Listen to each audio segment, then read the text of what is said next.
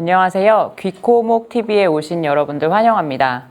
귀코목TV는 귀와 코, 목 질환에 대해서 대한이비인후과학회에서 이비인후과 전문의들이 직접 알려드리는 프로그램입니다.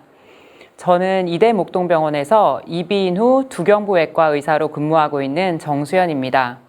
다들 이비인후과는 잘 아시는데 두경부외과가 뒤에 붙는 것을 궁금해하시는 분들이 굉장히 많은데요.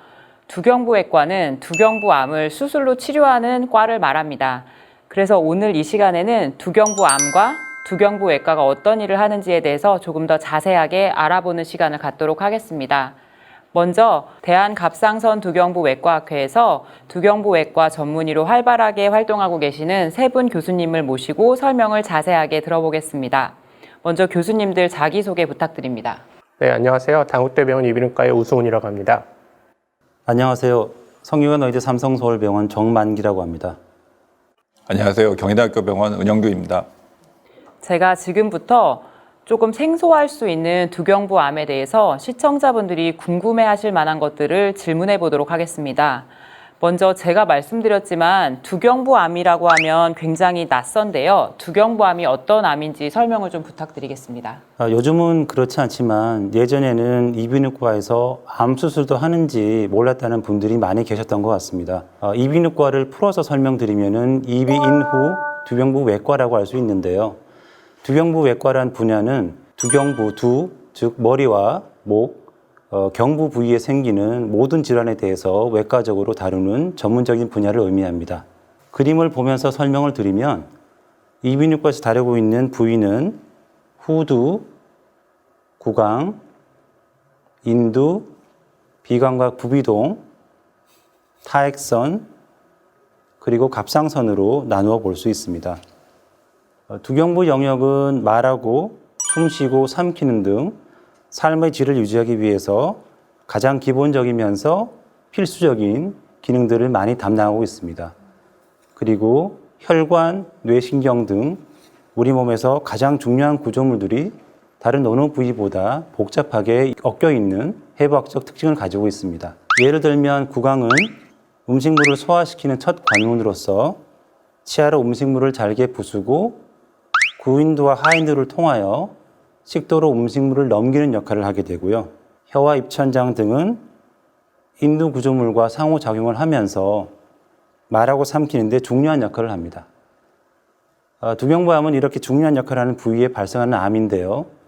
우리나라에서는 연간 4,400명 정도 발생하는 암으로 다른 암에 비해서는 비교적 드문 암이라고 할 수 있습니다. 두경부암은 일반적으로 남자에서 여자에 비해 많이 발생하는 것으로 알려져 있는데요. 최근에는 여성의 흡연과 음주가 늘면서 여성 두경부암 환자도 많이 증가하는 추세를 보이고 있습니다. 두경부암 부위별 종류를 보시면 가장 흔한 것이 구강암과 인두암이고 그 외에 잘 아시는 후두암이나 비교적 드문 타액선암 등이 있습니다. 두경부암은 다른 부위에 비해서 암 치료를 결정할 때 삶의 질에 대한 고려를 반드시 해야 합니다. 예를 들면 암 치료로 인해서 환자의 발성, 식이, 연화 등의 큰 변화를 가져올 수 있고 치료 과정 중에 이런 이유 때문에 영양 공급, 기도 유지, 의사소통의 방법 등에 대한 고민이 반드시 따라야 합니다. 또한 암 치료 후에 심한 외모의 변형이나 목, 어깨 등의 통증, 그리고 입속 치아결손이나 부정교합, 또 구강 점막의 건조라든지 점막 손상 등이 발생할 수 있습니다. 따라서 두경부암에 대한 최적의 치료를 위해서는 앞서 말씀드린 여러 가지 특징들을 고려해서 최적의 치료 방침을 결정해야 하고 이런 이유 때문에 두경부암에 대해서는 여러분 곁에 있는 이비인후과 전문의와 상의하시는 게 가장 좋을 것 같습니다. 그러면 두경부암은 도대체 왜 생기는 거고 내가 이런 암에 걸릴 위험이 남들보다 높아서 검사를 받아야 되는지 등 어떤 사람들이 고위험군이라고 할 수 있는지가 조금 궁금하실 것 같은데요. 네, 두경부암의 원인은 다양한데요. 현재까지 알려져 있는 원인은 주로 오랜 흡연과 지나친 음주 습관 그리고 바이러스 감염 등이 주 원인으로 알려져 있습니다. 그중 각각을 좀 자세히 살펴보면 흡연은 강력한 발암 물질입니다. 누구나 알다시피 흡연은 발암 물질을 포함한 연기가 구강에서 시작하여 인두와 후두를 거쳐서 폐로 들어가기 때문에 이때 노출되는 모든 부위는 암이 발생할 위험이 높아집니다.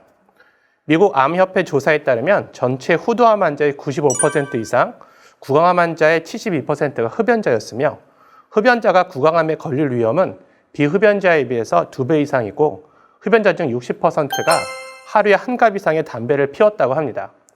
흡연에 의해 발생한 암의 치료 결과는 그렇지 않은 암에 비해서도 상당히 나쁩니다. 따라서 오랜 시간 흡연을 했다면 가장 강력한 위험군입니다. 두 번째로 음주가 다음 위험 요소인데요. 지나친 음주로 인해서는 주로 하인두와 후인두의 암이 발생을 합니다. 따라서 적당량에 조절할 수 있는 정도의 음주에 대한 개개인의 기준이 필요합니다. 더군다나 음주 시 흡연을 동반할 경우 암이 발생할 위험이 4배 이상 증가합니다. 치료 결과도 아주 나쁩니다. 따라서 지나친 음주자가 흡연을 하는 경우 가장 큰 위험자라 할 수 있습니다. 가장 조심하고 또 정기적인 검진이 필요합니다. 세 번째로 많이 이야기되고 있는 요인들인데요. 바로 바이러스들입니다. 일부 바이러스들이 두경부암을 유발할 수 있다고 알려져 있는데요. 최근 일례로 연예인 김우빈 씨가 치료했던 비인두암은 앱스타인-바 바이러스라는 바이러스와 관련이 있습니다. 또한 미국의 유명 배우인 마이클 더글라스가 치료받았던 구인두암은 인간 유두종 바이러스와 밀접한 관련이 있습니다. 따라서 최근에는 이런 두경부암을 일으키는 요인들을 분석하고 치료하는 데에 바이러스라는 원인을 항상 고려하면서 치료를 하고 있습니다. 정리해보면 바이러스에 걸린 지나친 음주자가 흡연을 할 경우 두경부암의 가장 큰 위험군이라고 할 수 있습니다. 그 외에도 우행역류성 질환, 식도질환, 또 방사선이나 자외선, 바이타민이나 철의 결핍 등이 두경부암을 일으킬 수 있는 요인으로 알려져 있습니다.